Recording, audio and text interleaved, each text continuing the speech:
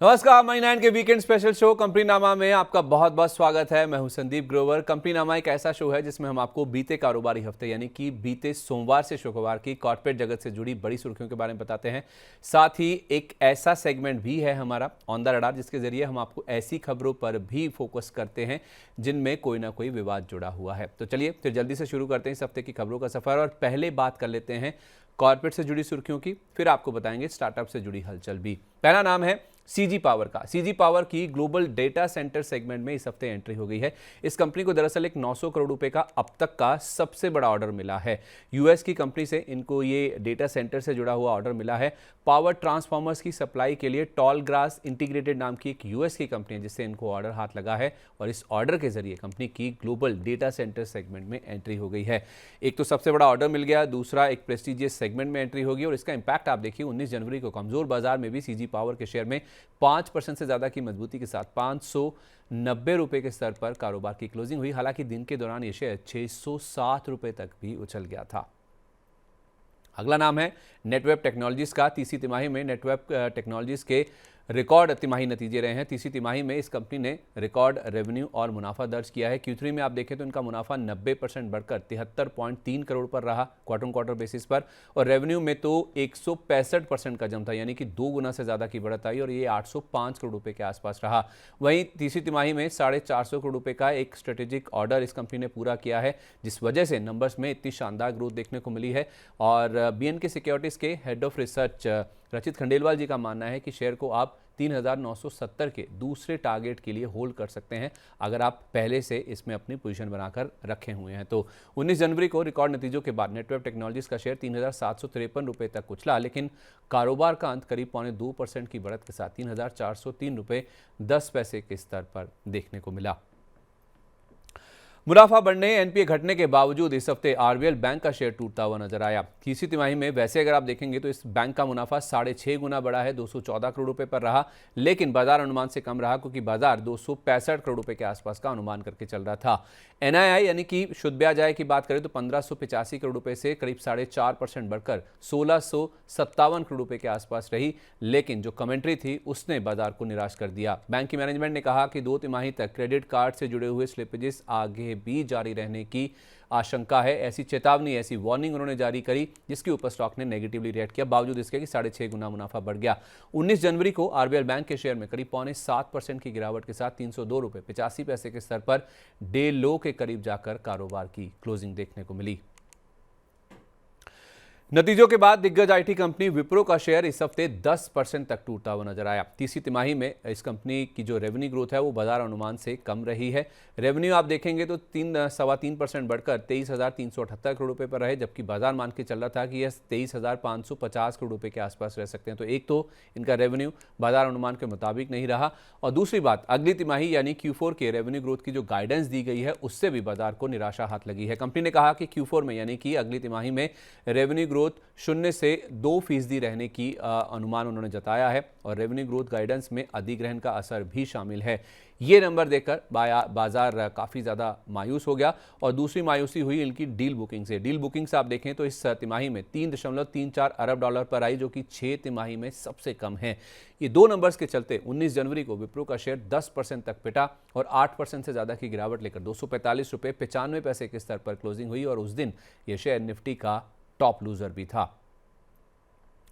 कम जुर्माना लगने से इंडिगो का शेयर जोश में नजर आया। डीजीसीए ने कंपनी पर केवल 22.2 करोड़ रुपए का जुर्माना लगाया है। सरकार ने कंपनी से जो सीनियर वाइस प्रेसिडेंट है इस कंपनी के उसको हटाने के लिए भी कहा है, लेकिन ये जो रकम है ना, ये जितनी बाजार मान के चल रहा था उससे काफ़ी कम है।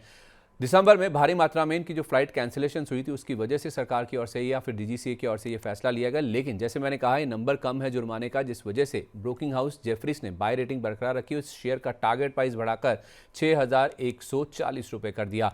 19 जनवरी को इन दोनों खबरों के चलते इंडिगो के शेयर ने 4% से ज़्यादा की उड़ान भरी, वो भी कमज़ोर बाजार में, और 4,941 रुपये 50 पैसे के स्तर पर जाकर बंद हुआ, और उस दिन ये शेयर कमज़ोर बाजार में भी निफ्टी का टॉप गेनर साबित हुआ। सुज़लॉन 2.0 के लिए बिजनेस ट्रांसफॉर्म कर रही है ये कंपनी। पूरे रीन्यूएबल एनर्जी सॉल्यूशंस मुहैया कराने के ऊपर इस कंपनी का फोकस है, यानी कि ये कंपनी अपना जो बिजनेस है उसको पूरी तरह से ट्रांसफॉर्म कर रही है। केवल विंड टरबाइन के ऊपर ये कंपनी फोकस नहीं कर रही है और अब ये कंपनी हाइब्रिड मॉडल पर काम करने के ऊपर बातचीत कर रही है। तो विंड के साथ साथ सोलर और जो बैटरी स्टोरेज प्रोडक्ट्स हैं उनके ऊपर भी ये कंपनी कामकाज करेगी, उनको भी अपने बिजनेस में इंटीग्रेट करेगी। जैसा ग्राहकों की मांग है उसके हिसाब से ये कंपनी एग्जीक्यूशन को तेज करेगी और कम रिस्क के ऊपर फोकस करेगी। तो कुल मिला के प्रोजेक्ट डेवलपमेंट के साथ साथ ईपीसी से लाइफ टाइम सर्विसिंग ऑफर करने का कामकाज भी इस कंपनी की ओर से किया जाएगा। जहां तक निवेश की बात है तो स्टॉक मार्केट टुडे की को फाउंडर वीएल अम्बाला मानती है कि स्टॉक में धीरे धीरे आप 45 रुपए तक खरीदारी कर सकते हैं। स्टॉप लॉस आप 40 रुपए का लगा लीजिए और टारगेट इसमें 70 से 90 रुपए तक के देखने को मिल सकते हैं। तो 20 जनवरी को सुज़लॉन एनर्जी के शेयर ने खुलने के कुछ ही मिनटों में 48 रुपए 33 पैसे का हाई जरूर छुआ, लेकिन बाद में मुनाफा वसूली हावी होगी और करीब 3.5% की गिरावट के साथ ये शेयर 46 रुपए 34 पैसे के स्तर पर जाकर सेटल हुआ। मार्केट कपलिंग मामले में एप्टेल में इस हफ्ते फिर से सुनवाई हुई। 19 जनवरी को एप्टेल ने सुनवाई की शुरुआत की और एप्टेल ने सुनवाई को 20 जनवरी के लिए उस दिन टाल दिया। एक इंपॉर्टेंट अपडेट जो उस दिन आया था उसमें यह था कि सीईआरसी के जो वकील हैं उन्होंने कहा कि जब तक रेगुलेशन सही नहीं हो जाते हैं तब तक मार्केट कपलिंग उनकी ओर से लागू नहीं की जाएगी। 20 जनवरी को जब दोबारा एप्टेल में सुनवाई हुई तो उससे पहले पावर मिनिस्टर की ओर से एक बड़ा बयान आया जिसकी वजह से शेयर में हमने गिरावट देखी। उन्होंने कहा कि कपलिंग मामले में सरकार के रुख में फिलहाल किसी भी तरह का कोई बदलाव नहीं हुआ। यही कारण है कि 20 जनवरी को आईएक्स के शेयर ने खुलने के कुछ ही मिनटों में 136 रुपए 99 पैसे के हाई को जरूर छुआ, लेकिन बाद में दबाव में आ गया और करीब 5% की गिरावट लेकर यह शेयर 130 रुपए 29 पैसे के स्तर पर जाकर सेटल होता हुआ दिखा। अदानी ग्रुप इस हफ्ते फोकस में रहा, खासतौर पे अदानी पावर का शेयर, जिसको एनक्लैट से एक अच्छी खबर आई है। एनक्लैट ने विदर्भ इंडस्ट्रीज के लिए जो रेजोल्यूशन प्लान जमा किया गया था उसको अपहेल्ड किया, यानी कि उसको सही ठहराया है। एनक्लैट ने एनसीएलटी की जो मुंबई बेंच का फैसला आया था, जो मंजूरी दी गई थी उनकी ओर से, उसको बरकरार रखने की बातचीत करी है। आपको बता दें कि अदानी पावर ने इस कंपनी के लिए यानी कि विदर्भ इंडस्ट्रीज के लिए 4000 करोड़ रुपए का रेजोल्यूशन प्लान जमा किया था। अब जहां तक शेयर में निवेश की बात है तो 140 से 128 की एक रेंज है जिसके बीच में आप इस शेयर में खरीदारी कर सकते हैं। टारगेट 160 से 175 रुपए का होगा।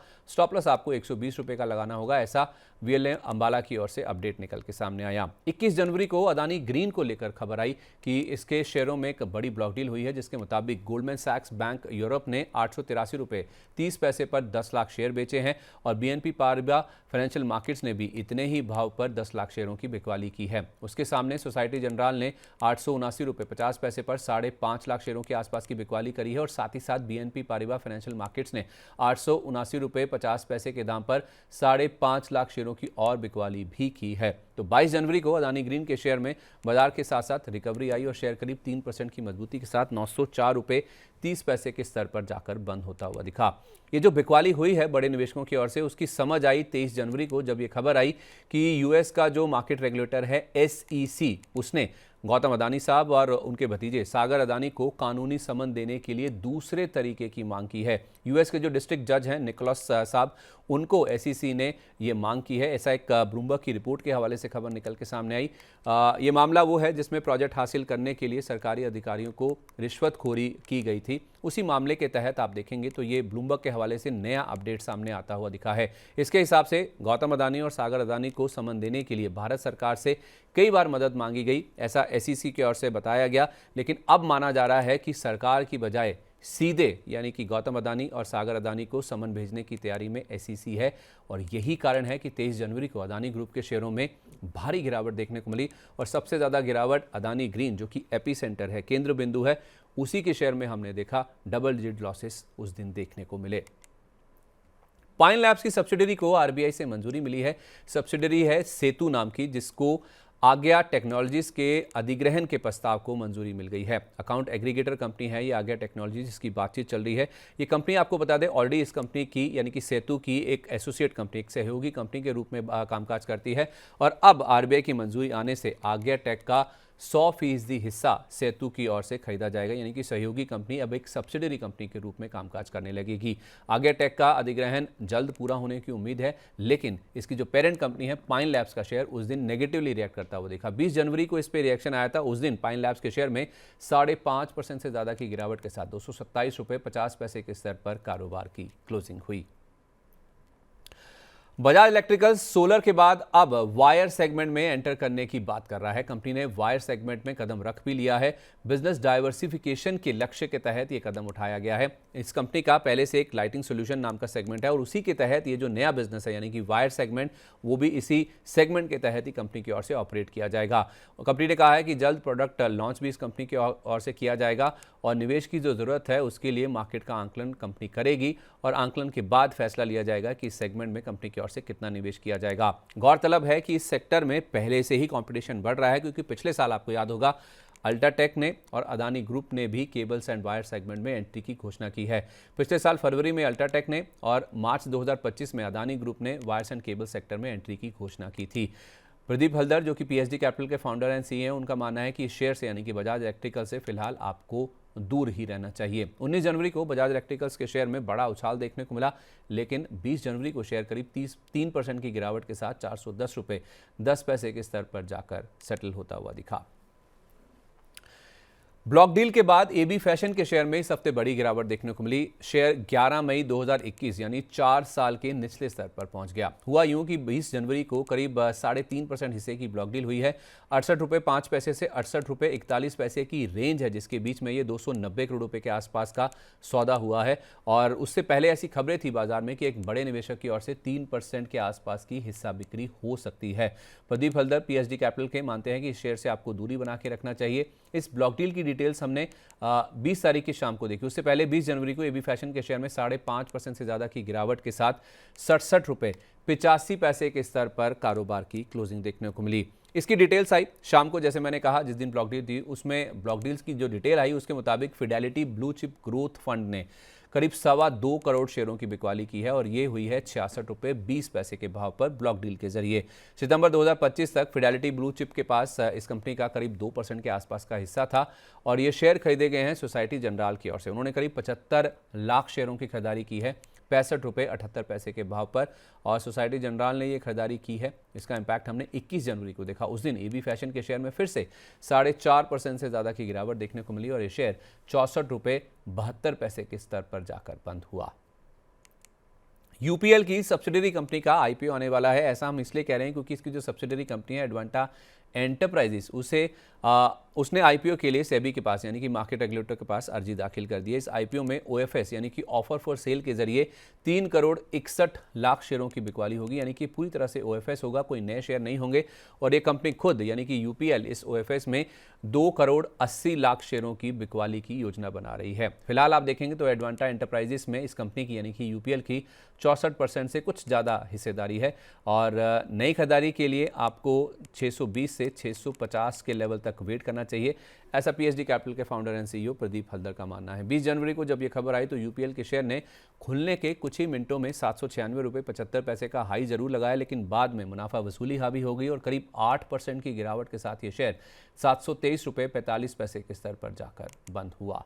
बाजार स्टाइल रिटेल में बड़ा निवेश करने जा रही है क्यूपिड। बाजार स्टाइल रिटेल में 331.53 करोड़ रुपए का निवेश इस कंपनी की ओर से किया जाएगा, जिसके तहत बाजार स्टाइल रिटेल का इस कंपनी को करीब 12% के आसपास का हिस्सा मिलेगा। कंपनी की ओर से बाजार स्टाइल रिटेल के यानी कि इस कंपनी को 1 करोड़ 1 लाख वारंट जारी किए जाएंगे और इसका जो भाव है वो 328 रुपये 25 पैसे प्रति वारंट तय किया गया है, जो कि मंगलवार की क्लोजिंग से जो कि जिस दिन खबर आई थी वहां से करीब 2% नीचे है। यही कारण है कि 21 जनवरी को इस खबर के बाद क्यूपिड के शेयर में करीब 7.25% की गिरावट रही।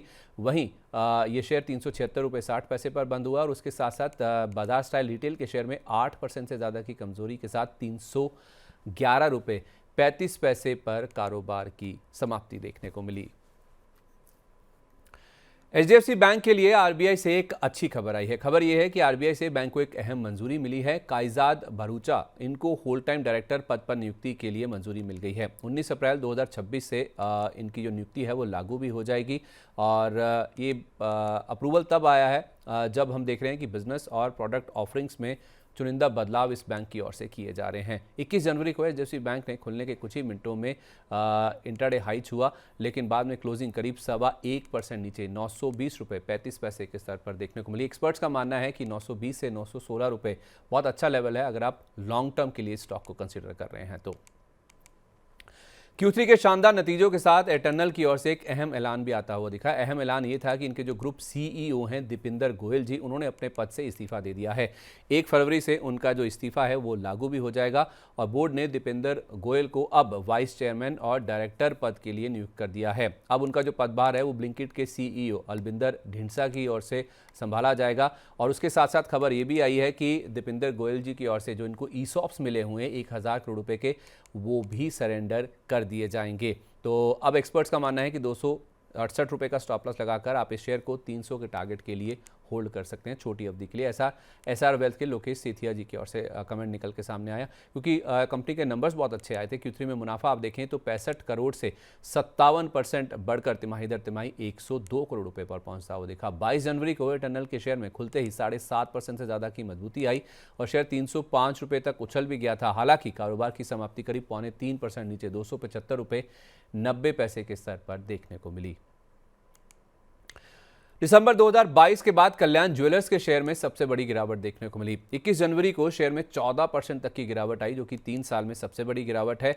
अब इसमें दिक्कत यह है कि रिटेल और एचएनआई निवेशकों को ब्रोकर्स की ओर से मार्जिन कॉल की वजह से गिरावट आई है, ऐसी खबर एक तो ये थी। दूसरी खबर ये थी कि बड़े म्यूचुअल फंड निवेशक की ओर से हिस्सा बिक्री की जा सकती है, जिस वजह से इस डर में भी शेयर पिटता हुआ नजर आया। और तीसरी खबर ये थी कि प्रमोटर के गिरवी हिस्सा बढ़ाने की भी आशंका है। फिलहाल आप देखें तो 62.76% हिस्सा है प्रमोटर के पास, जिसमें से 25.87% हिस्सा गिरवी है और इसके गिरवी रखे हुए हिस्से को बढ़ाने की बात मार्केट में चल रही है। तो 3-4 ऐसी आशंकाएं हैं जिस वजह से 22 जनवरी को कल्याण ज्वेलर्स के शेयर में फिर से 5% से ज़्यादा की गिरावट आई और भाव 373 रुपये 25 पैसे तक लौटा गया। वहीं कारोबार की समाप्ति 6% नीचे 373 रुपये 55 पैसे के स्तर पर देखने को मिली। चलिए बात करते हैं प्राइमरी मार्केट की। इस हफ्ते शेयर बाजार में 2 नई कंपनियों ने दस्तक दी है, जिसमें पहला नाम है भारत कोकिंग कोल का, यानी कि BCCL का। इसकी लिस्टिंग धमाकेदार, दमदार, बेहद शानदार रही है। BCCL की लिस्टिंग पर लोगों का पैसा ऑलमोस्ट डबल होता हुआ दिखा। ऐसा हम इसलिए कह रहे हैं क्योंकि NSE पर इस शेयर का भाव 45 रुपये पर खुलता हुआ दिखा, यानी कि लिस्टिंग 45 रुपये प्रति शेयर पर हुई, जो कि इशू प्राइस से करीब 96% के प्रीमियम पर है। ऐसा इसलिए क्योंकि 23 रुपये प्रति शेयर इसका इशू प्राइस था। ग्रे मार्केट मान के चल रहा था कि 36 रुपये के आसपास इसकी लिस्टिंग हो सकती है, लेकिन उसके भी ऊपर ऑलमोस्ट डबल होकर ये शेयर लिस्ट होता हुआ दिखा। और इसके पीछे कारण भी है। कारण है कि 147 गुना के आसपास ये IPO सब्सक्राइब हुआ था, जिसके जरिए इस कंपनी ने 1071 करोड़ रुपए की रकम जुटाई। हालांकि फ्रेश इशू से कंपनी को कोई रकम नहीं मिली है। इनकी जो पेरेंट कंपनी है कोल इंडिया, उसके पास पूरी रकम जाती हुई दिखी है। अब एसआर वेल्थ के लोकेश सेठिया जी मानते हैं कि अगर आप यहां से भी 1 से 1.5 साल इस शेयर को होल्ड करते हैं तो 75 से 80 रुपये तक के लेवल्स आ सकते हैं, बशर्ते आप 32 रुपये के आसपास का स्टॉप लॉस भी मेंटेन करके चलें। 19 जनवरी को लिस्टिंग के बाद शेयर ने 45 रुपये 9 पैसे का हाई छुआ और 40 रुपये 12 पैसे का लो टच किया। वहीं इशू प्राइस से 75% ऊपर 40 रुपये 28 पैसे के भाव पर कारोबार की क्लोजिंग देखने को मिली। दूसरा नाम है अमागी मीडिया लैब्स का, जिसकी लिस्टिंग निराशाजनक रही। निराशाजनक इसलिए रही क्योंकि ये शेयर NSE पर 318 रुपये के भाव पर लिस्ट हुआ, यानी कि इशू प्राइस से 12% डिस्काउंट पर। ऐसा इसलिए क्योंकि 361 रुपये प्रति शेयर इसका इशू प्राइस था। लिस्टिंग से पहले ये जो ग्रे मार्केट प्रीमियम था इस कंपनी को लेकर या IPO को लेकर, वो पूरी तरह से इरोड हो गया था, खत्म हो गया था। वैसे ये इशू 30 गुना से ज़्यादा सब्सक्राइब हुआ था, जिसके जरिए इस कंपनी ने 1788 करोड़ रुपये की रकम जुटाई है। फ्रेश इशू था 816 करोड़ रुपये का, OFS का पार्ट था 972 करोड़ रुपये का। लेकिन प्रदीप हल्दर जी, जो कि PSG कैपिटल के फाउंडर एंड CEO, उनका मानना है कि आप चाहें तो 334 रुपये का स्टॉप लॉस लगाकर इस शेयर में बने रह सकते हैं। 21 जनवरी को लिस्टिंग के बाद 356 रुपये 95 पैसे का इस शेयर ने हाई छुआ, 318 रुपये का लो छुआ। वहीं 348 रुपये 25 पैसे के स्तर पर कारोबार की क्लोजिंग हुई, जो कि 361 रुपये के इशू प्राइस से 3.5% नीचे है। लेकिन 318 रुपये के ओपनिंग प्राइस से देखेंगे तो करीब 9.5% ऊपर है। तो ये थी बीते कारोबारी हफ्ते की कॉर्पोरेट जगत से जुड़ी बड़ी सुर्खियां। चलिए अब रुख करते हैं कॉर्पोरेट जगत की ऐसी खबरों का जिनमें कोई ना कोई विवाद जुड़ा हुआ है। हमारे खास सेगमेंट ऑन द रडार का रुख कर लेते हैं और आपको ले चलते हैं पहली खबर की तरफ, जो है ओला इलेक्ट्रिक से जुड़ी हुई। इस हफ्ते ओला इलेक्ट्रिक के शेयर में 10 दिन की एक तरफा गिरावट देखने को मिली। 10 दिन में ये शेयर 27% या यूं कहें 43 रुपये 93 पैसे से 32 रुपये 17 पैसे तक लुढ़का है। खबर ये आई है कि इनके CFO हरीश अभिचंदानी ने अपने पद से इस्तीफा दे दिया है और 19 जनवरी को उनका जो इस्तीफा है वो लागू भी हो चुका है। 20 जनवरी से बोर्ड ने दीपक रस्तोगी जी को CFO के पद पर नियुक्त किया है और प्रदीप हल्दर जी का ऐसा मानना है कि शेयर में हर उछाल पर आपको निकलने की ही कोशिश करनी चाहिए। 20 जनवरी को शेयर में करीब 9% की गिरावट के साथ 32 रुपये 56 पैसे के स्तर पर क्लोजिंग हुई। हालांकि दिन के दौरान ये शेयर 32 रुपये 17 पैसे तक भी फिसल गया था। शानदार नतीजों के बावजूद IIFL फाइनेंस के शेयर में डबल डिजिट लॉसेस देखने को मिले। दरअसल हुआ ये कि नंबर्स तो बहुत अच्छे आए, लेकिन उसके साथ साथ IT विभाग यानी कि इनकम टैक्स विभाग की ओर से इस कंपनी के खिलाफ एक स्पेशल ऑडिट का ऑर्डर भी आ गया। IT विभाग ने कंपनी को स्पेशल ऑडिटर नियुक्त करने के लिए कहा है और इनके जो ग्रुप फाउंडर हैं निर्मल जैन जी, उन्होंने कहा है कि ये जो स्पेशल ऑडिट है ये प्रोसीजरल स्टेप है, कोई ज़्यादा खास बात नहीं है और कई सालों के लिए जो जारी इनकम टैक्स असेसमेंट है उससे जुड़ा हुआ ये प्रोसीजरल स्टेप्स है। उसके साथ साथ देखें तो एक खबर ये भी थी कि 2 GST विभागों से कुल 13 करोड़ रुपए की पेनल्टी का ऑर्डर भी मिला है। बिहार और गुजरात के GST विभाग से इनको ये पेनल्टी का ऑर्डर मिला है और जहां तक वो स्पेशल ऑडिट की बात है तो इस GST विभाग के जो ऑर्डर है उसको कंपनी ने पहले कहा कि वो एपीलेट में चुनौती देंगे। जहां तक IT विभाग के जो ऑर्डर आया है, जो स्पेशल ऑडिट की बात है उसकी बात की जाए तो जनवरी में IT विभाग ने कंपनी के दफ्तरों की तलाशी ली थी। कंपनी के अलावा हाउसिंग फाइनेंस सब्सिडरी की भी तलाशी ली गई थी और इस तलाशी के बाद 6 अक्टूबर 2025 को एक कंपनी को नोटिस जारी किया गया था जिसमें कहा गया था कि 1 अप्रैल 2018 से 3 फरवरी 2025 तक कंपनी को रिटर्न फाइलिंग करनी होगी। 3 दिसंबर 2025 को इन्होंने फॉर्म ITR B के तहत जो रिटर्न है उसको दाखिल भी कर दिया, लेकिन फिर भी शेयर में हमने गिरावट देखी बावजूद इसके कि नंबर्स बहुत शानदार थे। 22 जनवरी को IIFL फाइनेंस के शेयर में 13.5% की गिरावट के साथ 538 रुपये 75 पैसे के स्तर पर कारोबार की समाप्ति हुई। हालांकि इंटरडे में शेयर 511 रुपये 15 पैसे तक भी फिसल गया था।